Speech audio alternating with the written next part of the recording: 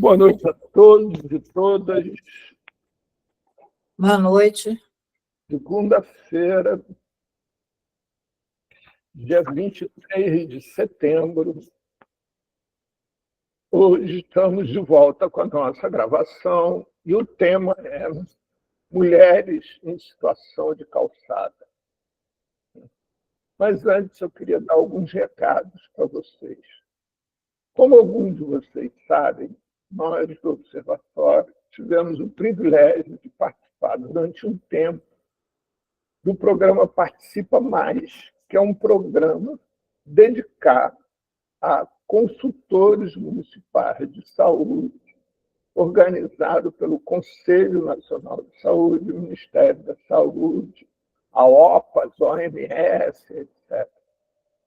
Esse programa ele estimula a realização de rodas de conversa virtuais sobre temas aleatórios, quaisquer que tem a ver com a atividade, né? E nós fomos convidados para fazer uma roda de conversa durante um período de em torno de uma hora, e a expectativa é que tivesse de 20 a 30 participantes. Bem, nós acabamos fazendo mais de 20 rodas de conversa, com 2 horas de duração cada uma, e com um público sempre acima de 40 participantes.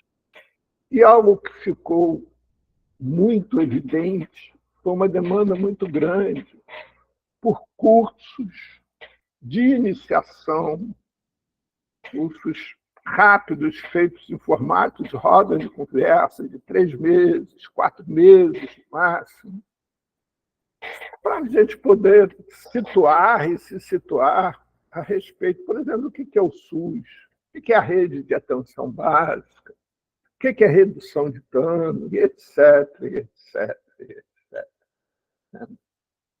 Cabe ainda ressaltar que, assim, o que a gente encontrou nessas rodas de conversa eram pessoas com uma sabedoria enorme, uma sabedoria construída em suas regiões, a partir de suas culturas de cuidado, e, a partir dali, uma troca intensa de informação que não há nenhum registro a esse respeito, uma vez que a metodologia de trabalho deles, de quem nos convidou, não permite a gravação dessas rodas de conversa. Então, nós, do Observatório, estimulados por toda essa construção dessas rodas de conversa, né, e por todas essas pessoas que lá participaram e a demanda apresentada, nós estamos negociando com o Conselho Nacional de Saúde, com o Ministério da Saúde, a realização desses cursos que começarão ano que vem. Bem, a intenção, como eu disse, é fazermos pequenos cursos onde a gente certifique as pessoas que participem. Nós montamos um acordo para a realização desses cursos com o Instituto de Psicologia Social Instituto de Saúde Coletiva da UF, Universidade Federal Fluminense, e com o Instituto Paulo Freire, e nós 3 vamos emitir esses certificados para os participantes, né? Mas cuja intenção efetiva é trocar informações e registrar essas informações, tendo ao final de cada curso um pequeno documentário dos cursos, onde pegando os fatos mais marcantes, os diálogos mais marcantes, se construindo alguma coisa em torno de 30, 40 minutos, né?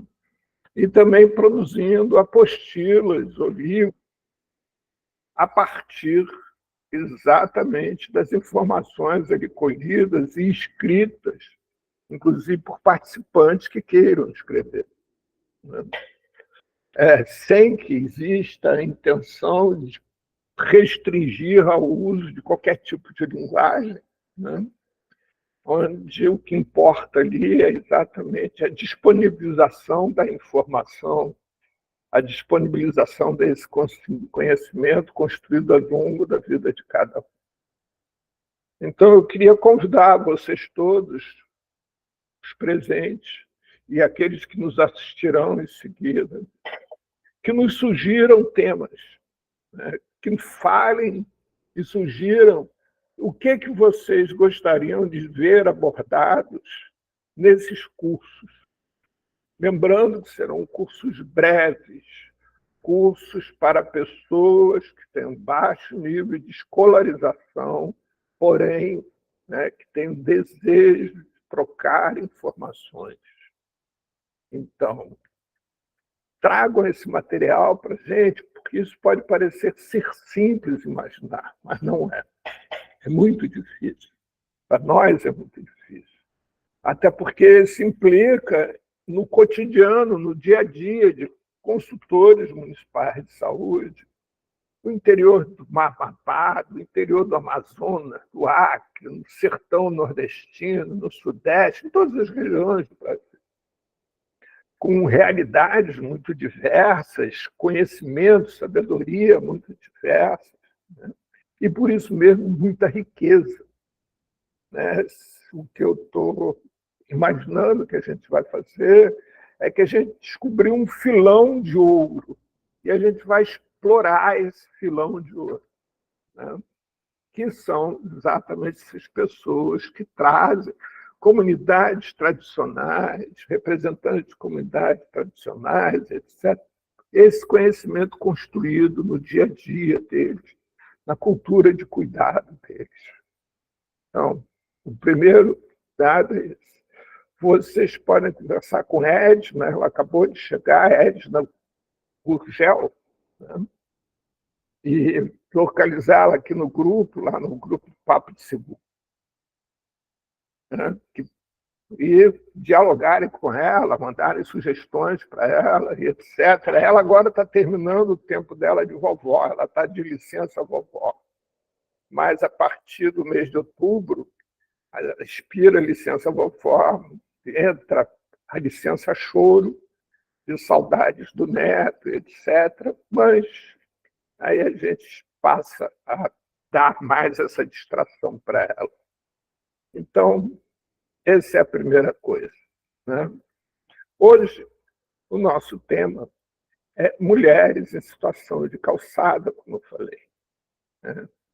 As mulheres que iriam organizar ou motivar a conversa entre a gente, infelizmente, não estão presentes, ou felizmente, eu não sei o que aconteceu com elas, né? Mas, assim, como nós estamos aqui repletos de mulheres, eu imagino que não teremos nenhuma dificuldade de conversar sobre mulheres, né?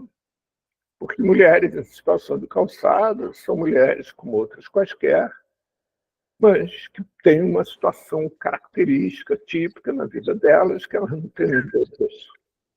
E por isso mesmo elas têm uma série de questões específicas, né, que é necessário a gente refletir sobre elas, mas que também são específicas para todas as outras mulheres, no sentido de que todas as outras mulheres também são mulheres e trazem semelhanças, né, em seus necessidades de cuidados, em suas necessidades de cultura, de momentos de alegria, de paixão, de amor, de vida, né, de poder viver, né.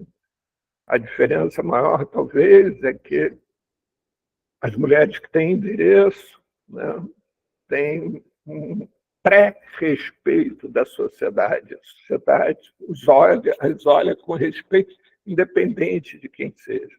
E as que estão nas calçadas, elas têm um pré-desrespeito, ou seja, a sociedade as olha com um desrespeito por elas estarem ali. Então, alguém tem alguma coisa, alguém quer colocar alguma coisa a esse respeito do grupo?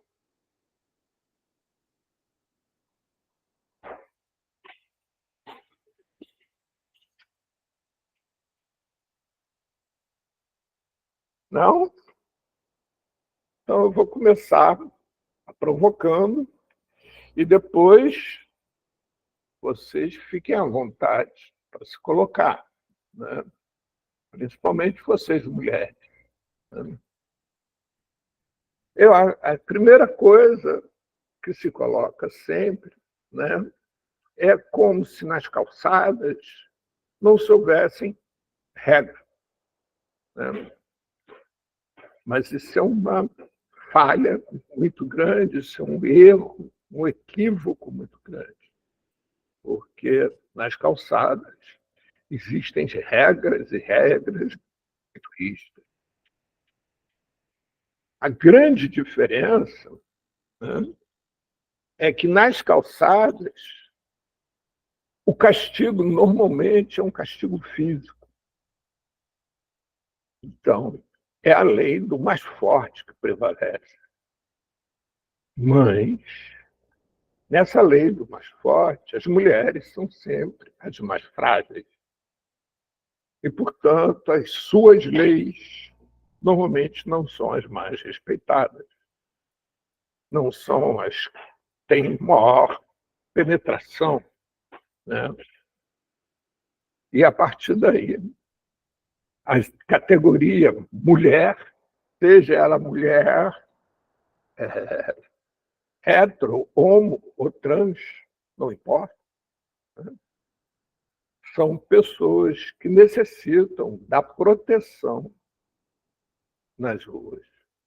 E para conquistarem essa proteção, elas necessitam da simpatia de pessoas fortes, de homens, que acabam cobrando por essa proteção. E, normalmente, a cobrança é feita a partir de favores sexuais, seja para o próprio protetor ou por alguém indicado pelo protetor. Ou seja, as mulheres correm o risco de serem prostituídas pelos seus protetores. Isso é algo que impressiona na espécie humana, né? Porque a espécie humana é a única espécie que se utiliza da força física para explorar o aspecto erótico da relação. E principalmente na rua, né, onde o desrespeito, a violência pode ser permanente com uma pessoa que não se submeta a ser protegido pelo mais forte, por um mais forte. Seja na hora dela conseguir alimentação, seja na hora dela, pura e simplesmente, fazer higiene pessoal, e principalmente se ela tiver filhos, crianças pequenas, porque aí cabe a ela proteger esses filhos, e aí o custo da proteção é maior ainda. O Estado, nesse momento, fica completamente ausente, impressionantemente ausente, e trata essas pessoas como se fossem subcidadãos. Elas são vistas como alvo de caridade e não sujeitos de direito, que na realidade é o que são. Elas são sujeitas de direito.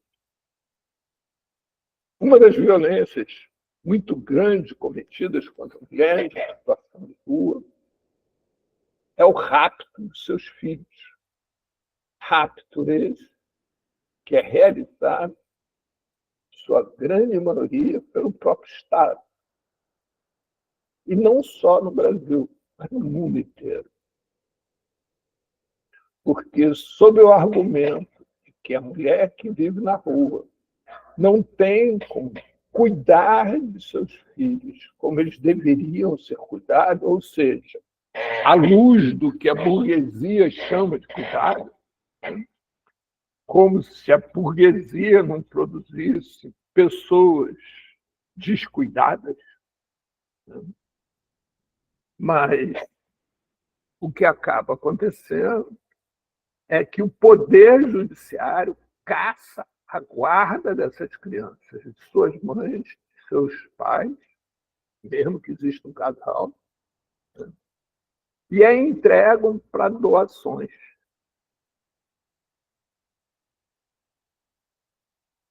É, isso podia parecer algo sensato, né? Porque, teoricamente, estaria dando a essa criança condições melhores de vida do que ser criada na calçada. Mas aí vem muitas questões, não são poucas. Por exemplo, o tráfico humano é um dos 5 crimes mais rentáveis em curso na humanidade. E o tráfico de bebê é um dos maiores tipos de tráfico. E ele sendo, inclusive, estimulado e oficializado por alguns estados. Pois não, Serginho?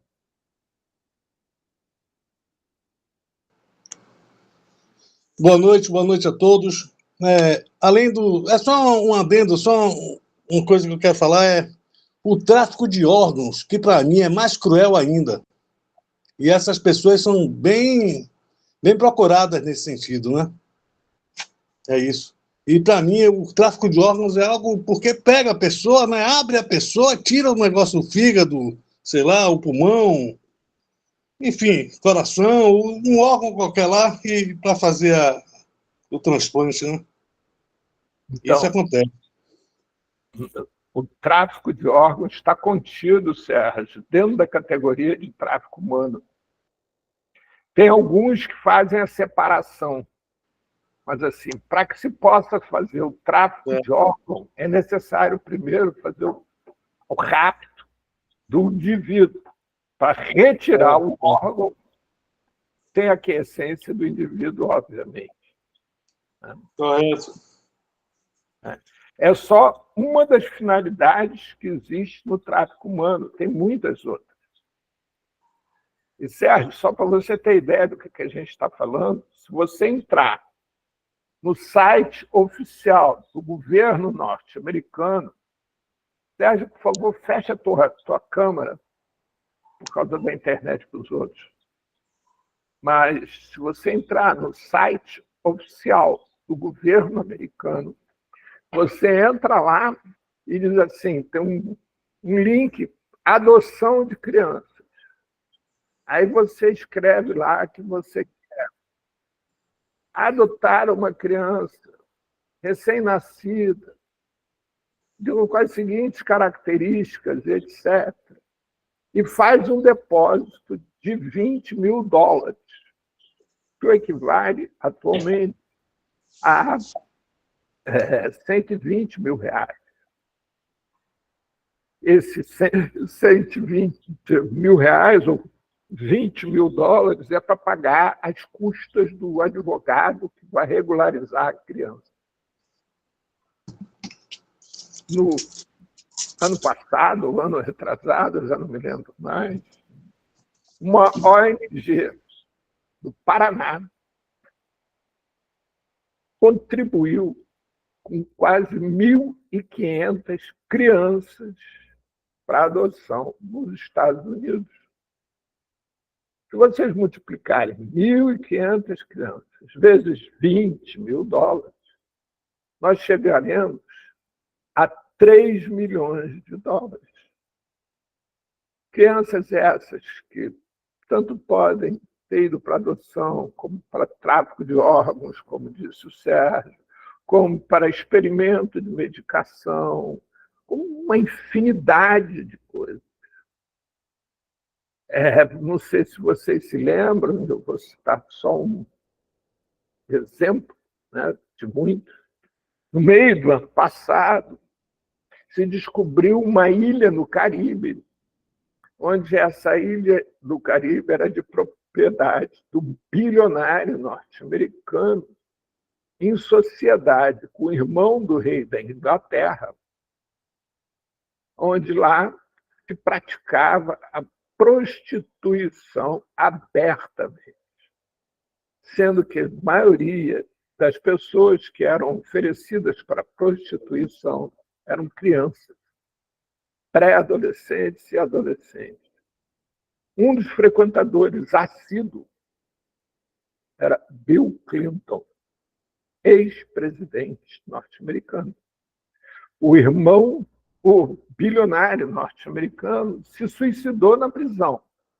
E o irmão do rei da Inglaterra está confinado no Palácio de Buckingham, porque foi condenado à prisão, é procurado pela Interpol, e por isso ele está no Palácio de Buckingham para não ser preso. É disso que nós estamos falando. Até porque a criança brasileira ela é uma matéria-prima muito procurada, porque existe uma mítica que diz que os africanos e afrodescendentes têm os órgãos genitais maiores do que os não africanos. E, portanto, crianças de 12 a 16 anos teriam órgãos genitais em tamanho que possibilitaria prazer a adultos, porém carregando ainda as características de crianças, ausência de pelo pubiano, os seios ainda nascendo, e etc. Acontece que se você pegar um africano e levar para a Europa, esse africano na Europa vai chamar muita atenção, essa criança africana. Mas o brasileiro não. O brasileiro, ele, por ser miscigenado, né, você pode levar para a Europa e ele ainda se passa, né, não chama tanta atenção. Outro dado interessante, que quando a gente pensa nessa história, né, como um todo, a gente pensa que esses crimes cometidos contra as crianças são feitos por populações, né, com baixo nível de escolarização. Né? Ninguém imaginaria como alguém assim, fruto, por exemplo, de um país com o melhor IDH do mundo, que cometesse esse tipo de crime.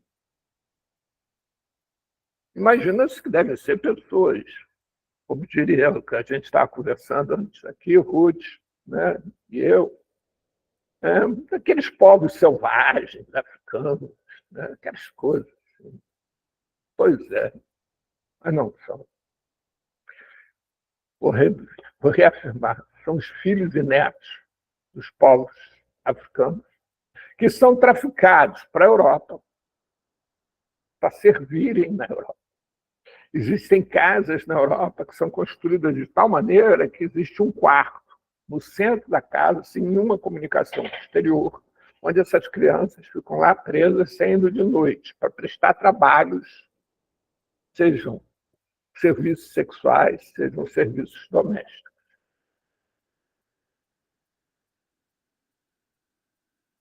Alguém quer colocar alguma coisa? Tem mais um detalhe que eu quero acrescentar. É o seguinte... 2 minutos, só que apagou a luz aqui. 2 minutos, espera aí.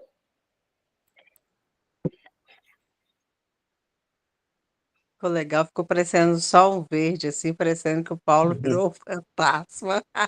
Uma planta. É uma planta. É mesmo, verde, né? Vegetou-se. Ó, agora tá ficando vermelho, aconteceu alguma coisa. Ah, não é fácil. Não, olha ele andando, que legal, olha lá, gente. Ô, Misma, você tem uma voz sensual, uma voz... gente! Carinhosa, voz malemolente. Ó, mas é o seguinte, Você falou de levar daqui para a Europa, mas tem aqui perto de casa. Eu moro em Lauro de Freitas, que é uma região, é perto do aeroporto de Salvador. Uhum. E aí é o seguinte, aqui nessa cidade, na minha cidade, tem um lugar próximo aqui que fica escondidinho, porque aqui tinha muitos sítios. Então essa pessoa comprou um sítio, denominou o sítio de Salvador Paradise. E nesse sítio, como é esse sítio? Eu conheci pessoas que trabalharam lá, conheci pessoas lá, e aí conversei muito a respeito.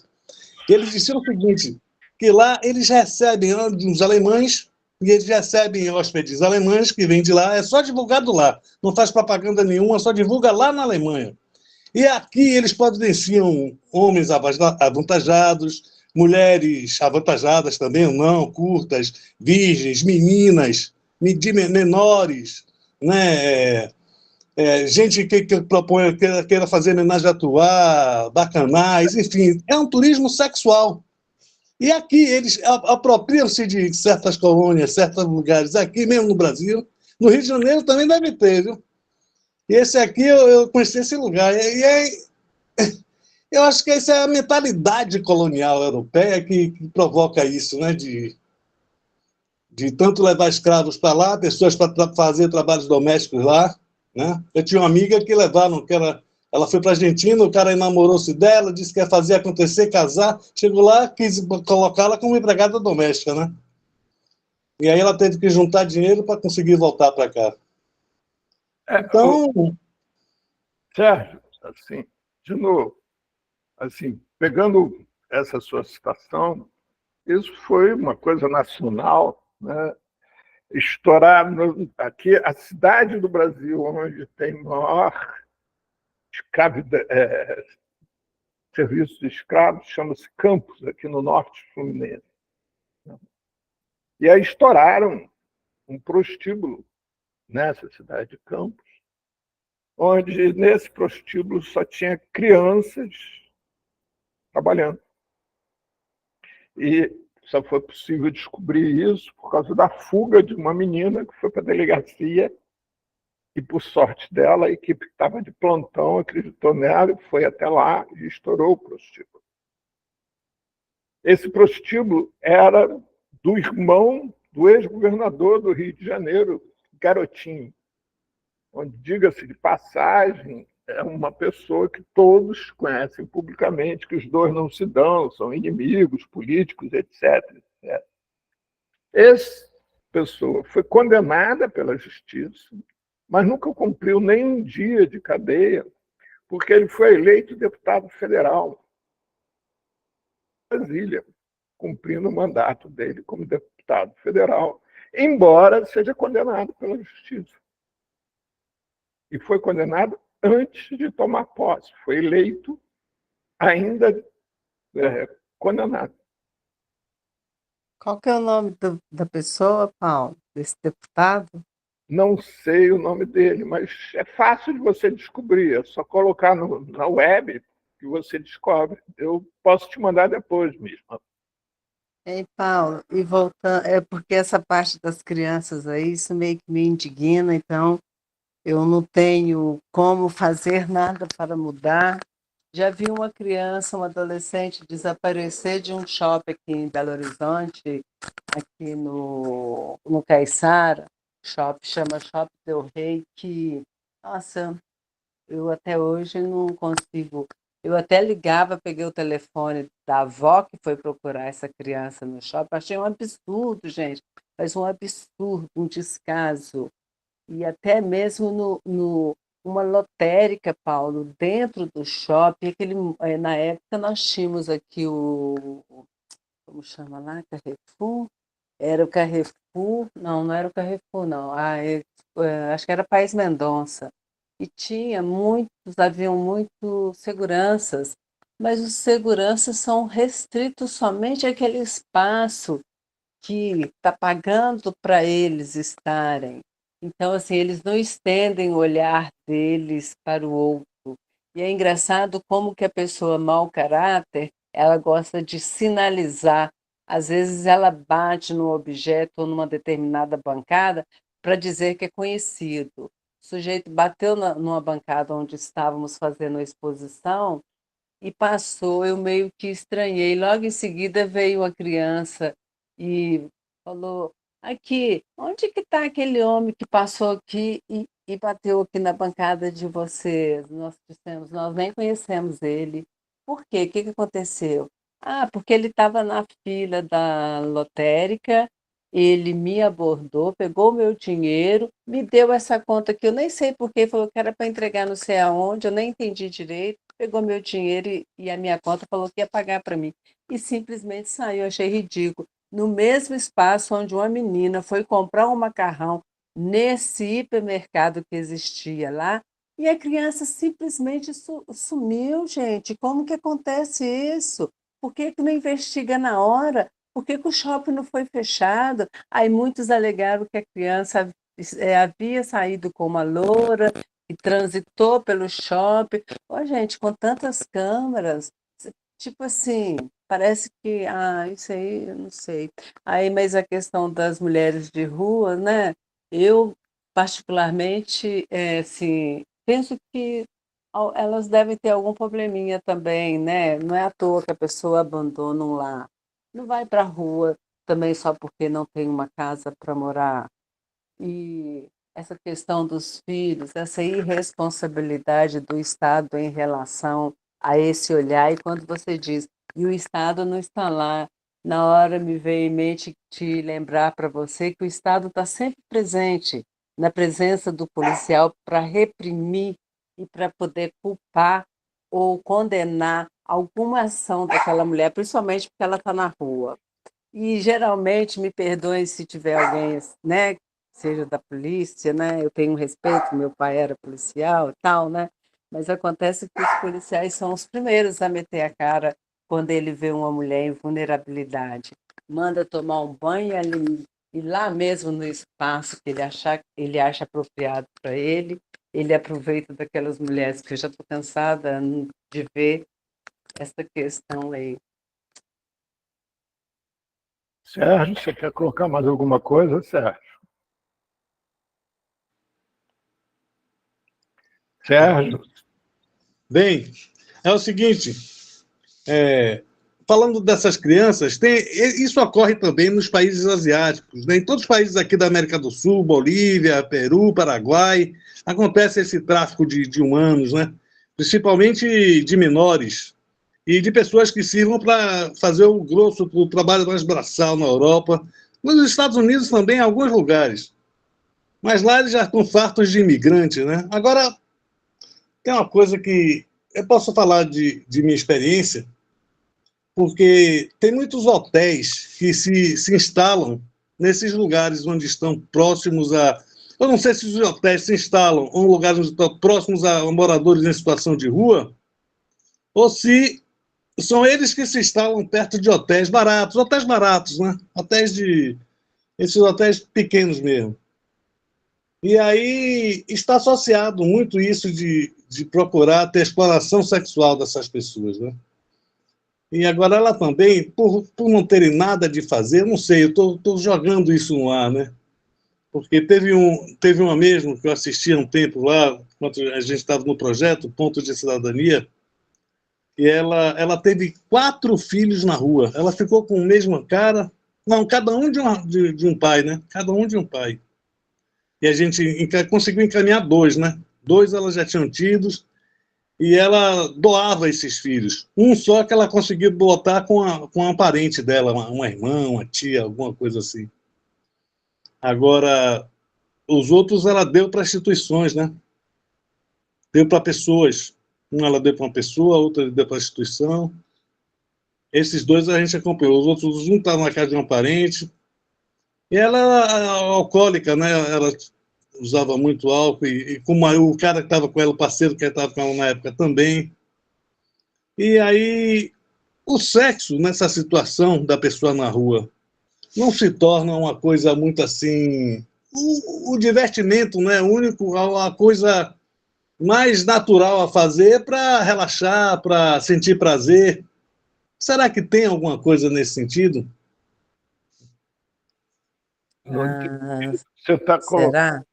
Sérgio, é uma pergunta, é isso? É uma pergunta. É uma pergunta. É uma colocação, né, essa coisa dos que não hotéis. Por que não haveria, Sérgio? Assim, Sérgio, primeiro, a relação erótica é a principal causa de divórcios no mundo inteiro. Portanto, o não encontro erótico entre casais, sejam eles heterossexuais ou homossexuais, seja o que for, é algo extremamente corriqueiro na nossa sociedade. Essa pergunta não se restringe à população de rua. Muito pelo contrário. Essa pergunta ela passa por todos. Né? Mas eu falo por conta de chegar, pô, não tem televisão, não tem biblioteca, não tem filme, não tem jogos, né? Entendeu como é que é? Eu falo muito por isso. Pois é, então, eu falo também por isso. Nas casas onde tem televisão, onde tem tudo isso, né, existe um problema entre os casais que ali moram de relação erótica. Assim, Mas eu não falei de problemas, eu falei da busca já, mas quase que obsessiva para isso, né? Como se fosse a relação girasse muito em torno disso. Sérgio, vamos lá. A gente está falando de seres humanos iguais a quaisquer outro. Não tem nenhuma diferença entre quem mora na rua e quem mora em algum endereço. Ah, tem sim. Tem um pouco de Tem privacidade, uma diferença, sim. e na Cara, rua eles não eu convivi com essas pessoas. São seres humanos como nós, na constituição física e coisa e tal, mas passam por situações que são aterradoras, que modificam a pessoa. Sérgio, você está achando que quem mora em casas não tem situações aterradoras? A Lei Maria da Penha não foi criada para população de rua, não, Sérgio. A Lei Maria da Penha existe, não é aplicada para população de rua. Feminicídio não é para população de rua.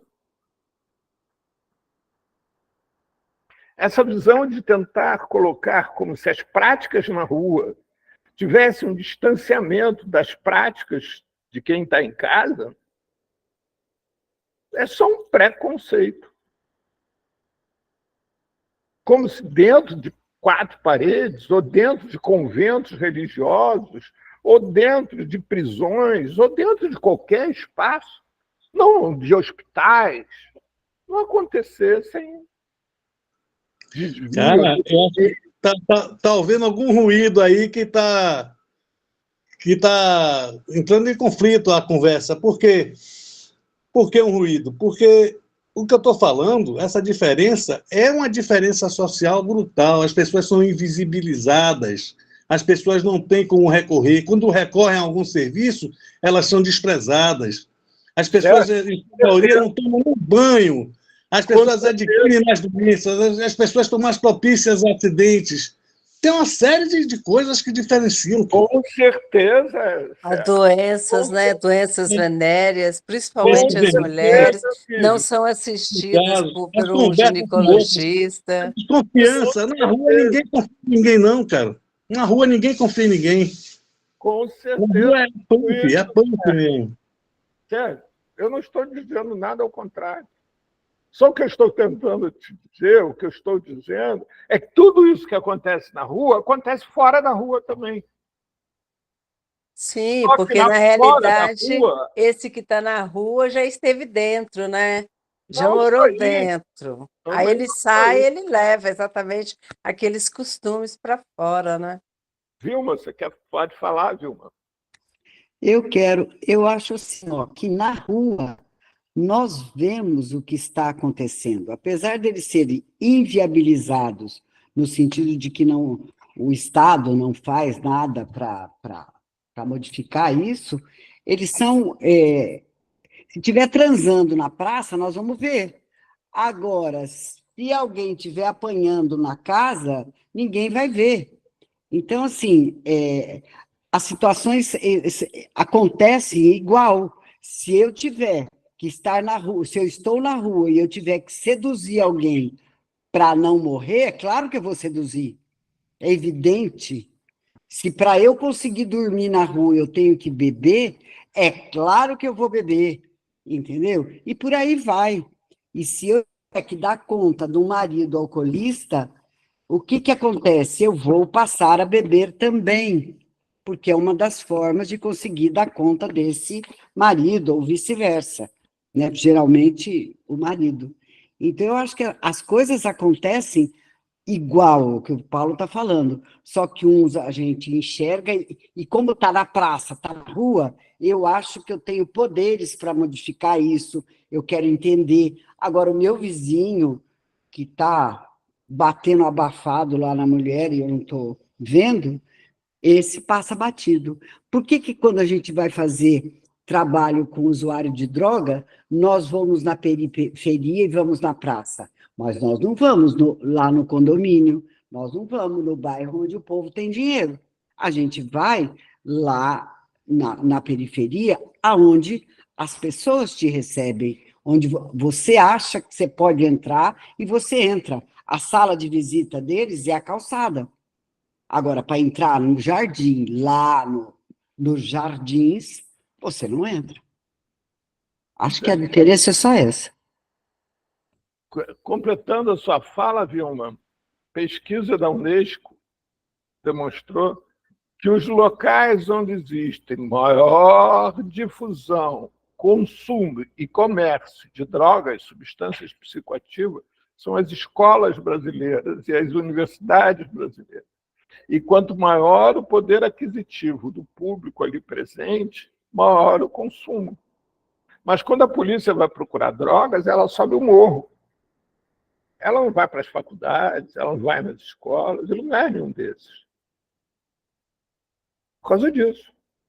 Mas, assim, sob certa medida, a população mais rica, a nossa elite, a elite brasileira, é a segunda maior consumidora de cocaína do mundo.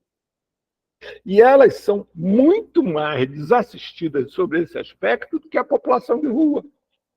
Não existe nenhuma política pública dedicada a essas pessoas. Exatamente.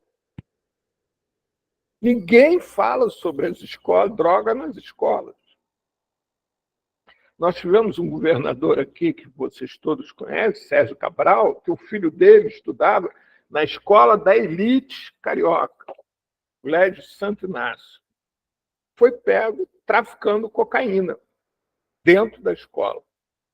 O que aconteceu com esse menino, que na época ele era menino ainda, tinha 14, 15 anos, o pai imediatamente matriculou ele num colégio na Suíça, e ele foi mandado para a Suíça. Se formou na Suíça, sei que, voltou para o Brasil, e quando voltou para o Brasil, pouco tempo depois foi preso por tráfico de entorpecentes. Ninguém fala nisso. Ninguém cita isso. Então, sim, que a rua tem condições e situações especiais, tem, mas continuam sendo seres humanos. Continuam tendo que viver todas as práticas perversas de nós, seres humanos. E não é só a rua. Vocês estão acompanhando o que está acontecendo agora nessas queimadas? Queimadas feitas intencionalmente em terras indígenas, onde nas terras indígenas teve índio morrendo queimado. Ninguém fala nisso. Não saiu em nenhum jornal.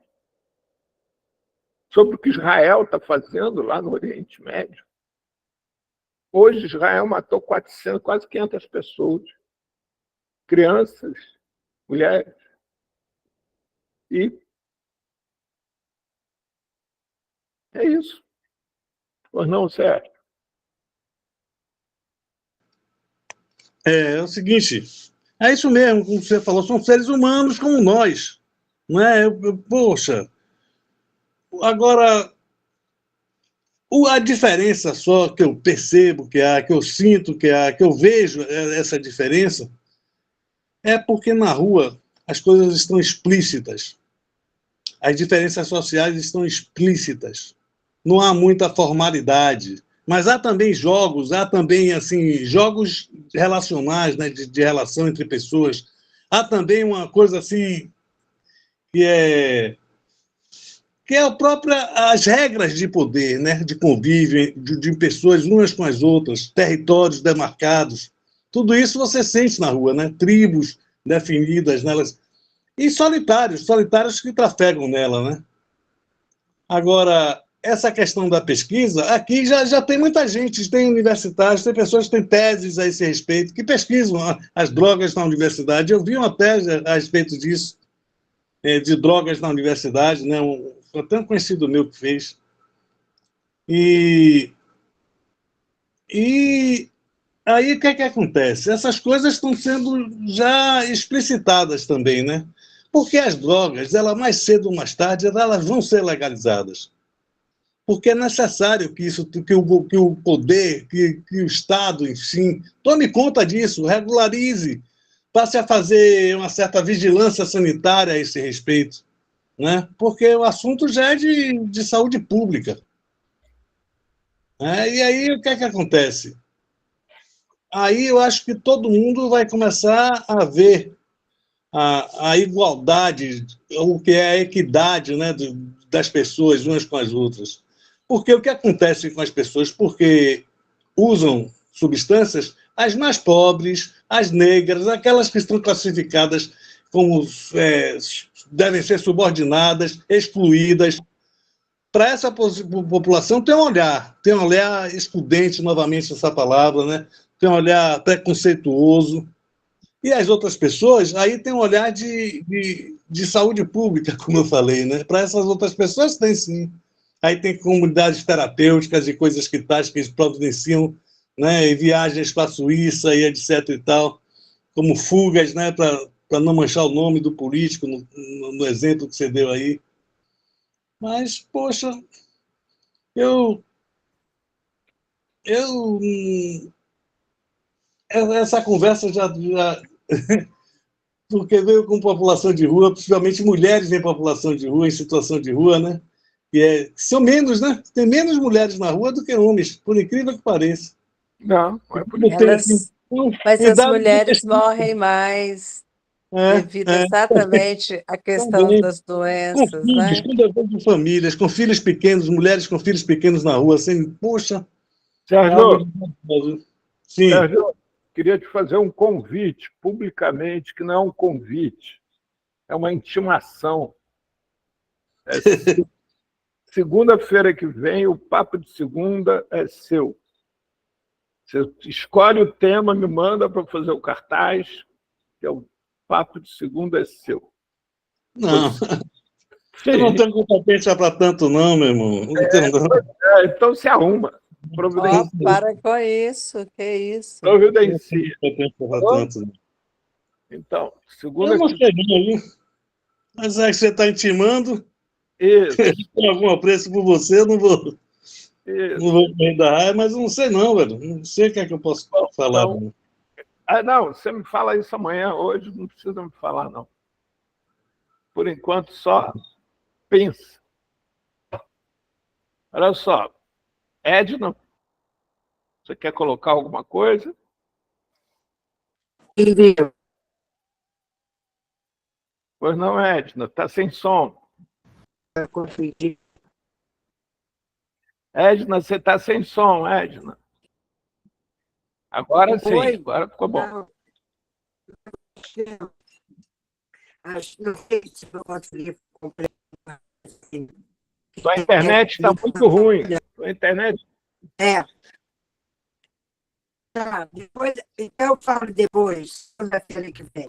Não, pode falar agora. Não, senhora, não vai escapar. Mas é que vai e volta, vai e volta. Então, quando vai, você fala. Quando não volta, você fala.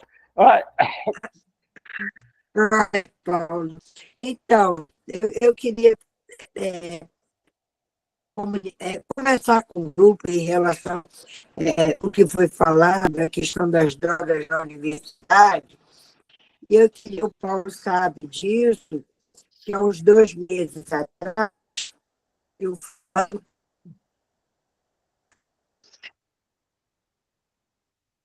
A Edna ficou Mestrado. mudo. Ficou mudo, Edna. Paulo.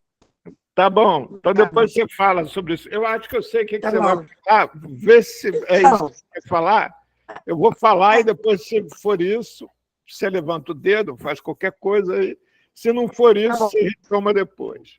Eu acho que Tá o que a Edna está querendo falar é que há 2, 3 meses atrás ela participou de uma banca de mestrado, onde nessa banca de mestrado era sobre o consumo de drogas na faculdade de medicina. E é pesquisadora que fez a banca, que fez a tese de mestrado dela, levantou que os estudantes de medicina saem da universidade consumindo mais droga do que entraram. Que é coisas que eles mais aprendem com mais afinco na universidade é consumir droga. É isso, Edna. Escreve aqui embaixo. Tá bem. Agora? Ok. Bem, então, Toninho, tua vez, Toninho. Sim, então, eu tô adorando o papo de hoje, né? Eu também finalmente tenho muitas ideias assim, né? Para eu me voluntariar assim, para eu ajudar vocês não só nessa parte online, quanto na parte assim presencial, assim, de presencialmente eventual, assim, se você, se caso realmente, quando e logo assim que vocês organizarem tudo, assim, a partir de mais para frente, né? Porque esse final de ano, assim, também é época de eleição, tem as festas, tem as outras coisas assim, né? E assim, eu tô, mas eu tô adorando o papo de hoje. Fico contente de escutar isso, Toninho. Participe mais. Comece o seu voluntariado colocando o seu conhecimento à disposição, participando das conversas, das discussões. Né? O Baldiné também levantou a mão, não foi não? Depois de mim, a Baldiné levantou a mão. Oi, tô por aqui. Tá bom o assunto, eu tô só mais de observadora, porque foi naquela parte que falou lá sobre a droga nas escolas, o que não é falado e que não é posto em pauta, e que não é discutida essa relação, e é assim, falado que qualquer escola que seja, é o lugar que mais usa drogas, que mais tem o tráfico de droga.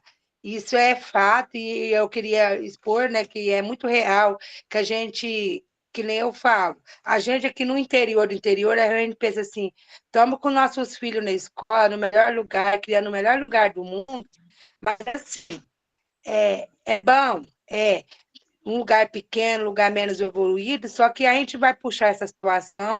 O meu filho questiona muito sobre eles, assim, que eu moro um pouco bem no interior, que é a cidade bem já dentro das nossas escolas. Valdiné, a internet está falhando muito, Valdiné. Tá, Paulo? Muito. Falei. Tá gago. Hoje é dia dos gagos. Acho que é. Porque, tipo assim. Não tá dando para te escutar, não, Valdiné. Então, deixa eu pôr no assunto. Tá bom. Ok, mas eu tô na escuta. Ficamos para a próxima, então. Você não está dando para escutar. Então, vamos lá. Bem, pessoal, então, voltando para a questão da mulher, né? Na questão da mulher, assim, essa questão, porque o que acontece com muita frequência é em que os filhos acabam sendo cuidados, né, pela mãe solo, né? Dificilmente o pai, principalmente em situações mais precárias, mais vulneráveis, os homens assumem seus filhos. Né? em Cuba, isso é, por exemplo, um dos problemas mais sérios hoje da política cubana, do Estado cubano, é exatamente essa questão, porque os homens abandonam suas mulheres, seus filhos, a ponto que as mulheres não querem mais ter filhos. Então, a população cubana está decrescendo com muita rapidez, muita velocidade, né? Nas ruas acontece a mesma coisa. E uma coisa, isso não é algo característico da sociedade brasileira. Isso é característico da humanidade. Não sei se vocês acompanharam, né? Mas, assim, há algum tempo atrás saiu muita matéria em jornais aqui no Brasil sobre as escolas de verão canadenses. O que eram as escolas de verão que foram encerradas, proibidas só em 1998? Era o seguinte: de acordo com a lei canadense, toda criança canadense tem direito à escola. E escola é essa onde eles têm direito, toda criança canadense tem o direito de entrar em contato com a cultura diversa do país. Não só com um tipo de cultura, mas com a cultura diversa. Então, o que o Estado fazia para garantir esses direitos? Durante o período de verão, eles iam até as tribos, comunidades tradicionais do Canadá, pegavam as crianças e, se os pais não deixassem, eles eram condenados, né, por impedirem das crianças terem acesso aos seus direitos. Então, pegavam as crianças e essas crianças eram levadas porque eram chamadas escolas de verão. E acontece que, sob a justificativa que eles tinham direito de entrar em contato com as diferentes culturas, elas eram espalhadas pelo território canadense, sendo que mesmo irmãos eram espalhadas em diferentes escolas. E misturando as etnias todas. É interessante porque o canadense nativo, colonizador, as crianças não eram levadas para essas escolas de verão. Só as tribos nativas. Acontece que em torno de 30% dessas crianças não retornavam para suas casas. Um dos motivos, há pouco tempo atrás, né, nós temos entre nós chama-se Dan Small. Dan Small é do observatório, é da nossa equipe, né? E ele é um militante assíduo, e ele conseguiu autorização na justiça e recursos, financiamento, né, para pegar e fazer escavações em terrenos das escolas de verão do Canadá. Maria, por favor, feche a tua câmera, Maria, porque a internet hoje está fraca para muita gente, para não sobrecarregar a internet. Obrigado. Mas, como eu dizia, para escavar os terrenos das escolas, dos prédios da escola de verão. Em um terreno, ele descobriu 2.500 ossadas de crianças enterradas. Um único terreno. Existiam milhares de escolas de verão no Canadá.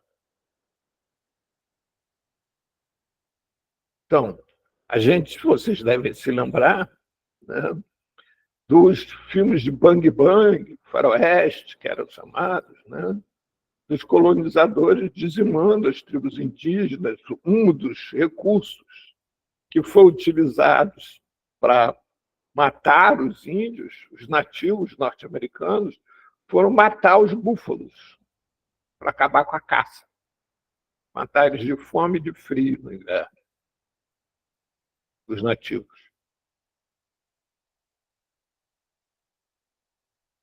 Então, o que é feito na África, por exemplo, né? Ninguém fala das guerras que existem hoje na África, que estão em curso.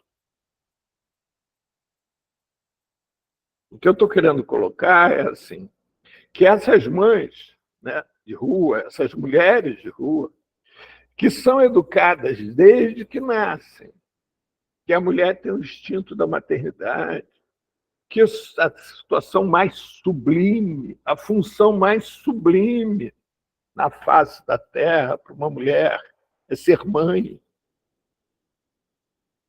Elas têm esse direito cassado. E aí vocês imaginem o que seria uma pessoa que é educada pela sociedade para ser mãe e depois é proibida de ser mãe. Como é que fica a autoestima dessa mulher? Como é que essa cidadã vai viver com o clima, a pecha, de que nem para ser mãe ela serve?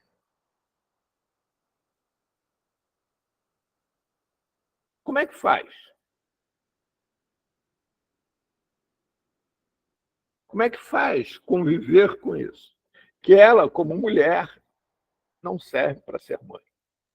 Ela, quando engravida, tem seus filhos roubados pelo Estado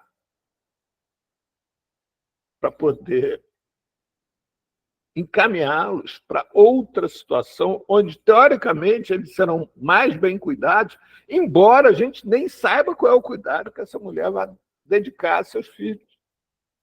O Estado, não, ao invés de roubar seus filhos da mulher, em vez de lhe proporcionar condições para poder ser mãe, uma casa de abrigo, tantas coisas que podem ser feitas, não. Rouba as crianças. O juiz que condena essa mulher, né, mandando raptar o seu filho, ele não condena o Estado para que o Estado cumpra a Constituição brasileira e abrigue esta mulher. Não respeita o que está escrito no ECA, Estatuto da Criança e do Adolescente, que toda criança tem direito a conviver com a sua família nativa. Não. Por isso, simplesmente, retira essa criança do convívio com a sua mãe, porque essa mãe não serve para ser mãe, de acordo com o julgamento de quem deveria saber de alguma coisa.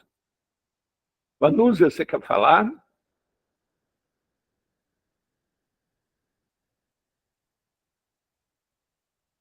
Eu quero falar, mas eu estou no metrô, deixa o metrô ir embora, porque saúde mental também, minha própria mãe me tirou o direito a exercer a maternidade, e isso me causa um grande sofrimento, entendeu?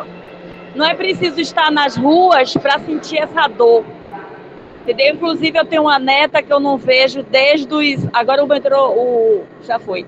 Eu não vejo desde os 5 anos de idade. Eu entrei com um processo não de alienação parental, porque já atingiu 3 gerações. Atingiu a mim, atingiu aos filhos que eu não pude criar, porque não me deixaram, e atingiu essa neta. O outro neto de 11 anos, como são separados, então eu tenho acesso à mãe, né? Eu chamo ela de Mamãe Carol, porque não é porque separou, né? Que eu não vou... E ela me dá o apoio, né, que eu deveria ter quando tive os 2 filhos, né, na adolescência. Com saúde mental, ela chegou no juizado de menor e ganhou a guarda, simplesmente. A louca sou eu, louca não tem direito de criar seus filhos.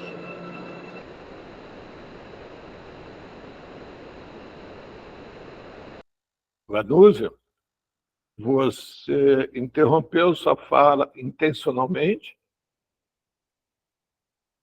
Ela parece que se emocionou, né? Espera Está mesmo. lembrando. Sim. Espera mesmo. Ela pode falar por ela.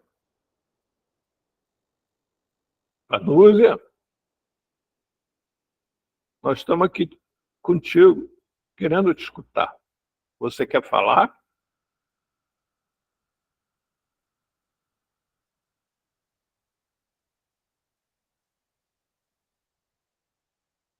Bem, Vanúzia, ficou a oferta se amanhã você quiser.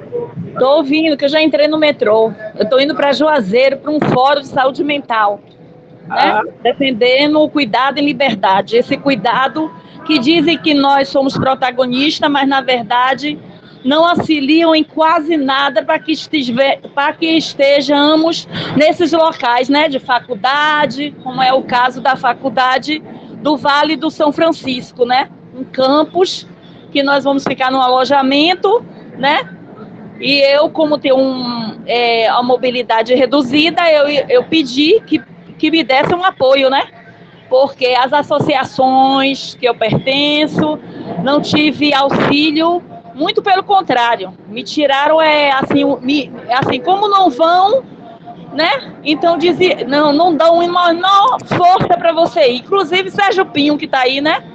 Que é companheiro da luta antimanicomial, deveria estar me ajudando a ir até a rodoviária, né? Passar a noite para pegar o ônibus 6 horas da manhã. Mas é muito bonito falar, e as ações não corresponder, né? Como dizia Paulo Freire.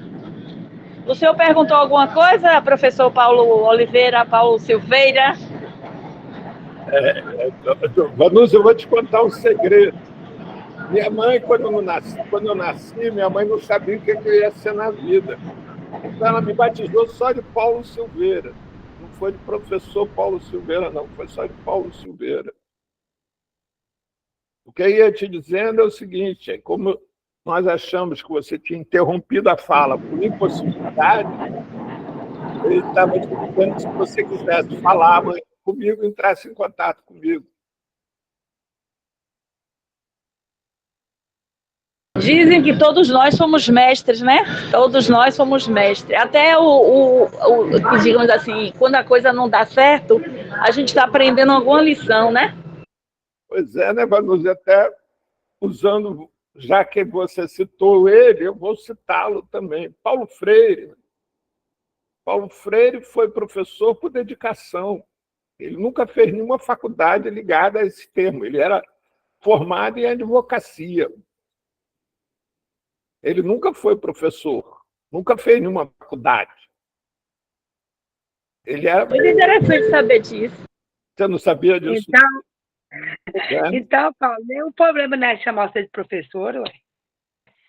Pois é, né? Mas é que eu prefiro ser chamado de Paulo. Ele fez a faculdade de Direito. Era advogado e aí depois não fez mestrado, né? Ele não fez mestrado, esse tipo de coisa aí. Não, ele fez faculdade de Direito. O que aconteceu foi que na primeira causa, quando ele se formou, ele entrou com uma ação para reaver uma geladeira que um pai de família tinha comprado de uma loja, mas que não tinha pago. E aí, quando ele ganhou a ação, ele foi lá e encontrou a família e o pai de família sem lugar para botar as coisas que tinham dentro da geladeira. Aí Paulo Freire voltou, pagou a dívida do cara e nunca mais foi ser advogado, mas ele já era casado, já tinha um filho, tinha que sustentar a família. Aí ele entrou para o projeto Rondon, não sei se vocês conheceram. Que era muito falado esse projeto. Então, era um projeto de alfabetização do interior de Pernambuco. Ele morava no interior de Pernambuco. E aí entrou lá para... Mas depois atingiu o Brasil todo. Depois foi para o Brasil todo, principalmente no norte, né? Amazônia, Pará. E aí lá ele começou a trabalhar nesse processo de alfabetização.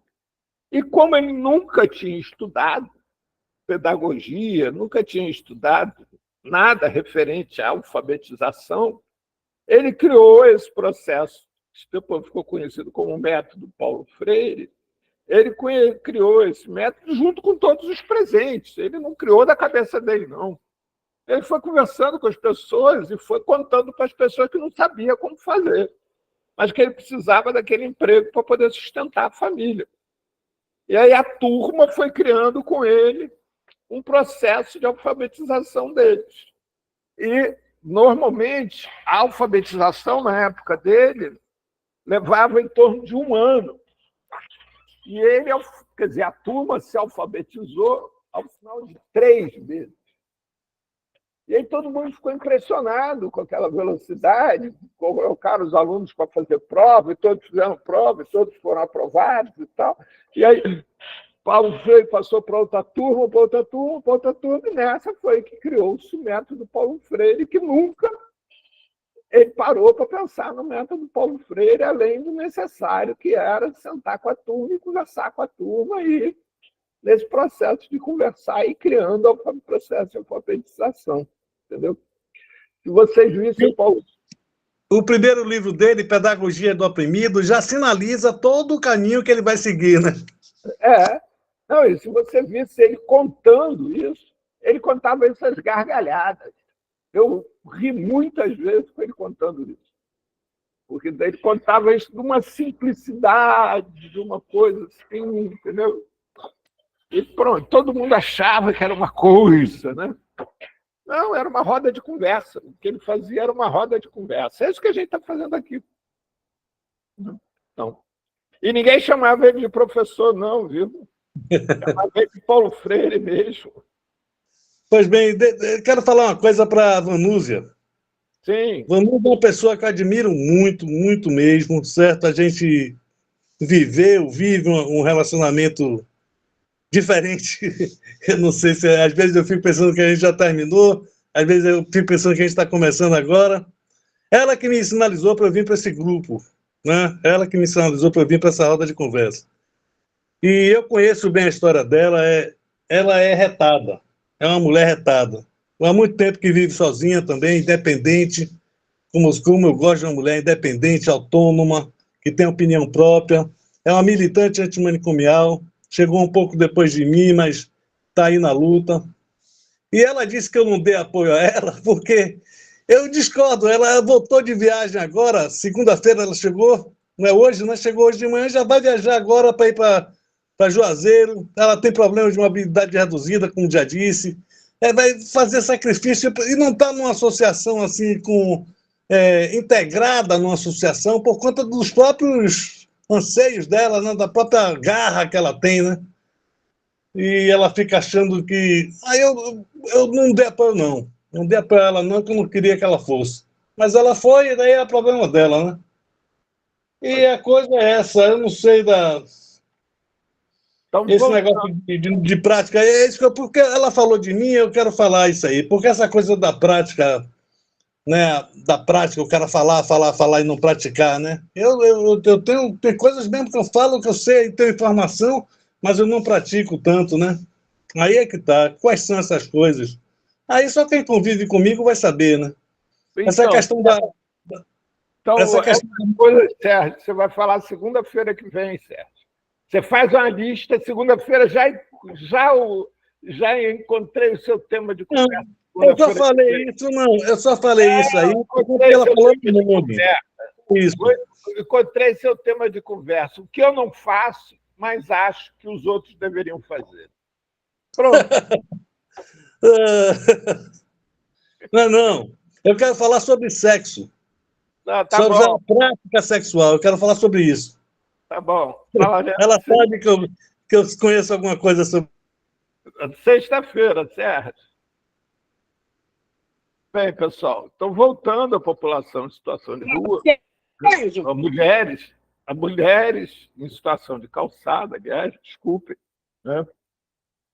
Isso quer dizer, tudo isso que nós estamos falando, né, que existe um conflito de interesses, onde essas mulheres realçam esse conflito de interesses, né? A primeira questão que a gente jamais pode esquecer é que nós vivemos uma sociedade capitalista e que só existe na sociedade capitalista aquilo que dá lucro. Nada do que não dá lucro existe na sociedade capitalista. Então, se mulheres existem nas ruas, é porque essas mulheres dão lucro para alguém. E aí você tem inúmeras opções, né, para fazer. Por exemplo, o caso que toda hora é citado aqui, várias vezes, né, a questão da legalização das drogas, porque liberadas elas já são, né, falta de serem legalizadas. É porque elas dão muito mais dinheiro proibidas do que se fossem legalizadas. Elas alimentam, por exemplo, toda a indústria de armas. Vocês imaginem vocês o que seria do universo, do planeta Terra, se legalizasse as drogas, o que seria feito com essas fábricas de armas? Nada. né? Então, assim, a OEA fez uma Tem as guerras, né, Paulo? Paulo, tem as guerras que são feitas aí, os teatros de guerra para vender, para alimentar a indústria bélica. Então, vamos lá. Continuando, né? Uma pesquisa da OEA, Organização dos Estados Americanos, feita para descobrir em toda a cadeia produtiva da droga, desde o maior traficante, na época era Pablo Escobar, até aquela, né, o comerciante pequenininho, que vende meia grama ali na Cracolândia, uma pedrinha na Cracolândia. Quem ganha mais dinheiro, quem tem maior lucro com a ilegalidade das drogas é os bancos. Sabe por que são os bancos? Pelo seguinte, Pablo Escobar, quando morreu, ele tinha todo o dinheiro dele guardado em algum banco em conta secreta, que eram tão secreta que ninguém teve acesso. Não sei se vocês já leram o livro escrito pelo filho do Pablo Escobar, que já esteve aqui no Rio mais de uma vez, já conversei com ele e tal, né? Falando, ele é classe média, ele vive na Argentina. É um classe média. Ninguém viu o dinheiro do Pablo Escobar, ficou todo nos bancos. Não sei se vocês se lembram, de novo, esse banco espanhol que tem aqui no Brasil, esqueci qual é o nome dele, né? Santander. Isso, Santander, né? Algum tempo atrás, quase foi proibido de operar nos Estados Unidos, porque descobriram que ele era o maior lavador de dinheiro, de tráfico de droga, de comércio de droga nos Estados Unidos. Vocês podem terem uma ideia da importância do tráfico de drogas neste mundo que nós vivemos. Tem lá a lista dos crimes mais rentáveis do mundo, que é da ONU, né? Distribuída pela ONU, onde ela inclui entre os 5 mais rentáveis o tráfico humano. O primeiro mais rentável é o tráfico de armas mais drogas. Por quê? É o único que é duplo. Porque as drogas acobertam o tráfico de armas. É isso aí. Todo mundo para pensar no tráfico de drogas, mas ninguém para pensar no tráfico de armas. Como disse o Sérgio, nesses teatros de guerra que tem espalhados pelo mundo, que alimentam a indústria armamentícia. E quem é o maior fabricante de armas do mundo? Os Estados Unidos, que é idolatrado como se fosse a maior potência, a maior democracia, a maior tudo que você possa imaginar, que vive da indústria de armas, que vive escamoteada, escondida por diversos subterfúgios, como, por exemplo, o tráfico de drogas. Então, reafirmando, né? Voltando para a questão das mulheres especificamente. As mulheres também estão nas ruas para que, através dela, se esconda alguma coisa. Ou seja, alguém ganha dinheiro com essas mulheres nas ruas. Quem será que se beneficia com as mulheres? Porque se você parar para pensar, por exemplo, né, as mulheres, elas normalmente são mulheres mal vestidas, mal alimentadas, que exercem pouco atrativo erótico. Seus filhos não são em tanta quantidade para servirem de tráfico humano. O que será que essas mulheres? Qual a utilidade delas nas ruas? Hein, Vilma? Ai, Paulo, não sei. Talvez fornecer. Não, não é. Você já disse que não é. Fornecer os seus próprios filhos. Talvez facilitar o tráfico. Não sei. Não sei agora. Me pegou. Sérgio, você quer falar de novo, Sérgio? De novo. De novo não, é porque a gente roda de conversa aqui procó, né? A gente bate, parará. Não tem nenhum dono da verdade aqui. É o seguinte, essas mulheres servem para dar um sinal daqueles que merecem ser excluídos, facilitar a exclusão social, facilitar o extermínio da... Não, Essa é a minha impressão. Pelo que eu vi, já é a minha experiência também, foi o caso disso aí. Sérgio, a pergunta não é essa, Sérgio. A pergunta é outra, Sérgio. A pergunta é o seguinte: como você sabe, vivemos numa sociedade capitalista, selvagem. Capitalismo selvagem só existe aquilo que dá lucro. O que não dá lucro não existe. Então, se existem mulheres nas ruas, é porque essas mulheres dão lucro para alguém. Então, a quem seriam os senhores delas? Qual a utilidade de você ter mulheres na rua que são em torno de 1/4 do número de homens? Ou seja, para cada 4 homens existe uma mulher. Não, para cada 3 homens existe uma mulher. Para quê? Manter os próprios homens na rua? Estar com esses homens de rua? Para O que que será? é querer manter os próprios homens? Que foi, Vilma? Ué, o que vai fazer desses homens sem as mulheres? Não, é para poder manter a exploração sexual, porque a exploração sexual dá muito dinheiro. Mas a exploração sexual, Valdinéia, como eu disse, vou repetir para você, Valdinéia, essas mulheres que estão nas ruas são pessoas que têm pouco atrativo erótico, porque são normalmente mal alimentadas, mal vestidas, tomam pouca higiene, poucos banhos. Ah, mas aqui tem lugar onde elas podem se banhar na rodoviária. Qualquer ser que vive na rua pode entrar lá e banhar. Tá bom, mas não cabem aí em Belo Horizonte, está em torno de 5 mil pessoas em situação de rua. Não cabem 5 mil para tomar banho lá. Mas continuando, essa é a questão. Vamos lá, Vilma. Não tem nada a ver, é que a mesma falou assim, a rodoviária pode tomar banho. Eu só lembrei de um período que eu viajei de carona para o norte, para o nordeste. E aí, quando nós chegamos na Bahia, botamos a barraca no Jardim de Alá. Aí não podia deixar nada dentro da barraca, porque senão roubavam.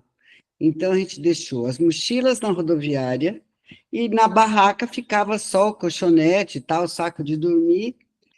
E toda tarde, eu e meu marido íamos na rodoviária tomar banho e voltar. Gente, isso é uma barbaridade. Isso é uma coisa horrorosa. Você tem que ir lá na rodoviária para tomar banho. Você não tem. Tudo bem, é na rodoviária, você pode tomar um banho, mas era um desconforto. Eu tinha uma vontade de não tomar banho. Como que não vai tomar banho, né? Tem que tomar banho. Nós somos limpinhos, afinal de Aqui na contas. rodoviária de Salvador paga, viu? Não é assim não, paga para tomar banho. Na época, eu não me, a gente pagava para deixar a mochila. Aí você tirava a mochila, tomava banho, que eu acho que pagava também, era pouquinho, mas pagava, e depois você pagava de novo para repor a mochila lá na casinha lá que tinha que guardar a mochila, porque não ia ficar andando com ela o dia todo. Então era um horror, um horror. Então, quando a gente diz assim, mas lá em tal lugar pode tomar banho. Rapaz, é muito complicado isso. Agora, até agora, eu não sei por que mantém, Paulo. Para com esse negócio. Eu não dou conta, eu fico ansiosa, não dou conta desse negócio, eu gosto logo de saber a resposta. Então, quem vai arriscar aí qual é a utilidade? Eu gosto de pensar, nós vamos saber qual será que é a utilidade de se manter as mulheres. Seria política? Para usá-las como exemplo? Gente, olha só. De parecer que nós estamos bem e elas não? Que está aí para ser exterminado. Sérgio, também não, Sérgio. É o seguinte: a figura da mulher reporta a figura da mãe. A figura da mãe reporta a figura da verdade. Portanto, a liderança da mulher ela é muito mais incisiva do que a liderança masculina. Por isso, a nossa sociedade machista, violenta, patriarcal, tem tanto medo das mulheres como líderes. Mães. Se essas mulheres se subordinam a essa liderança masculina, elas passam a ter a utilidade de manter todos subordinados. Quem está na rua, vocês não se esqueçam nunca, que ao chegar na rua, ela chegou na rua passando por diversas opções na vida. Desde a opção de trabalhar em alguma coisa, a opção de ser prostituta, a opção de ser criminosa, a opção de várias. Quando chega na rua, é a última opção. Ela está domesticada. Ela está convencida de que ela é uma pessoa que não merece nada além de estar na rua. E assim ela acalma a todos os outros, mantendo todos os outros na rua também. Isso acontece com tal força, com tal dramaticidade na nossa sociedade, né, que é por isso que as mulheres são violentamente atacadas em toda a história da humanidade. Vocês se lembram que na Idade Média as mulheres, as lideranças, eram queimadas vivas em fogueiras, como sendo as feiticeiras? Anterior a isso, elas eram levadas a convento. Em povos africanos se faz a clitorostomia, é a retirada do clitóris para impedir o gozo da mulher, para que ela efetivamente só tenha relação para procriação, fique com a estima dela baixa, de cabeça baixa.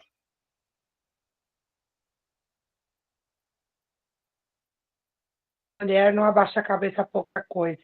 Mulher tem voz e força. Muitas das vezes ainda do que qualquer um homem. Mulher como você não abaixa a cabeça para qualquer coisa, Valdinei. Mulher como você vai vir para um grupo como esse debater suas ideias. Mas as mulheres normalmente não são assim.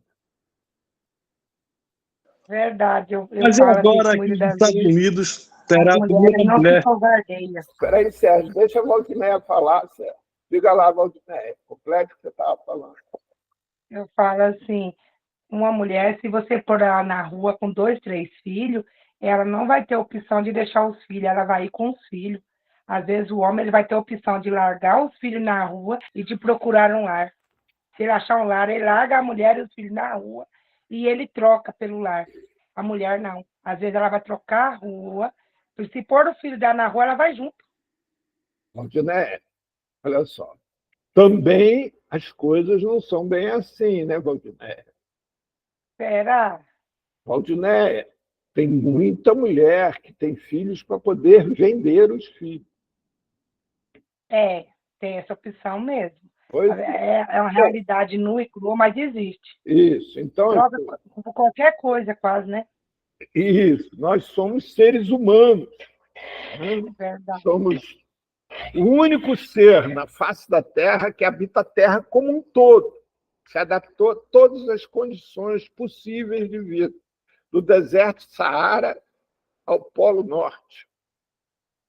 Mas, e com isso, nós nos adaptamos também a situações de vida, sejamos homens ou mulheres. O que acontece é que nós, humanos, temos uma criatividade, uma capacidade imaginativa tão grande que, através dessa criatividade, capacidade imaginativa, nós fomos criando, inclusive, verdades, como essa, por exemplo, que vocês, mulheres, têm uma liderança muito maior, todo mundo para escutar.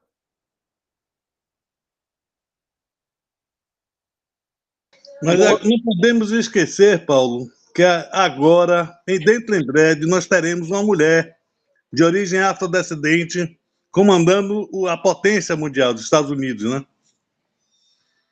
Isso quer dizer o quê, Sérgio? Isso quer dizer que essa diferença, isso é puramente social, essa diferença homem e mulher. São seres organicamente comuns, com a diferença sexual, orgânica no caso, e seres que também têm uma posição na vida que só vai diferir, só vai ter diferença mesmo socialmente. É como a sociedade vê essas pessoas. Porque homem e mulher são indivíduos, são pessoas, são seres humanos, tanto um quanto o outro. Sim, Sérgio, concordo com você. Concordo plenamente com você. Só que esse pequeno detalhe de como as pessoas o veem é que faz toda a diferença. É como as pessoas o veem. Essa minha barba branca me faz me parecer, para algumas crianças, com Papai Noel. Jamais uma vez eu fui parado na rua por criança porque queria conversar com Papai Noel comigo. Parece o bruxo Merlin. Tá vendo?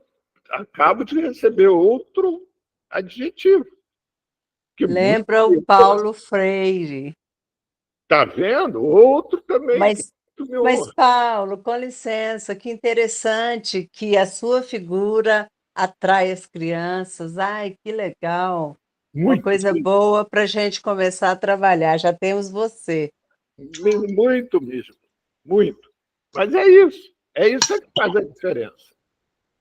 O fato de eu parecer com Papai Noel para algumas crianças me dá a liberdade de me aproximar mais deles ou delas. Nossa, muito legal. E sendo confiável, vai passar coisas boas. Muito bom, porque os pedófilos estão por aí atacando as crianças. O fato das mulheres despertarem, né, a figura da maternidade lhe dá uma vantagem sobre nós, homens, de acharem que elas representam a verdade.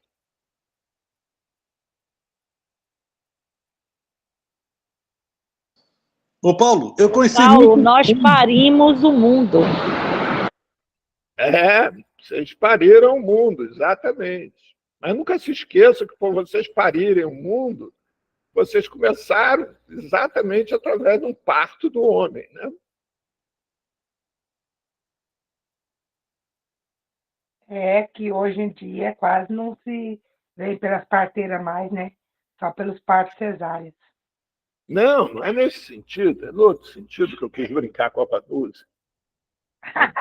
Tá bom. Qual é o sentido para eu não captar? Eu não sou muito boa de piada, não, porque eu não fui criada assim, cheia de. Né?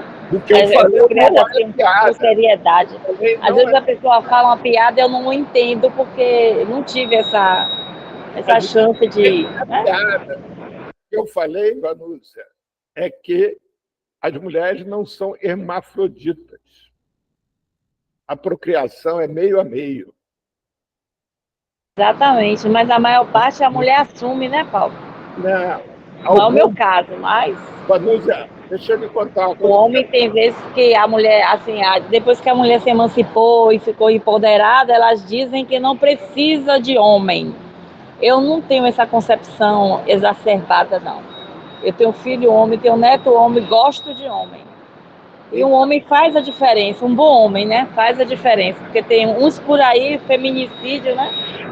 Que as mulheres se submetem, é delegada, e agora partiu para essa área aí, né?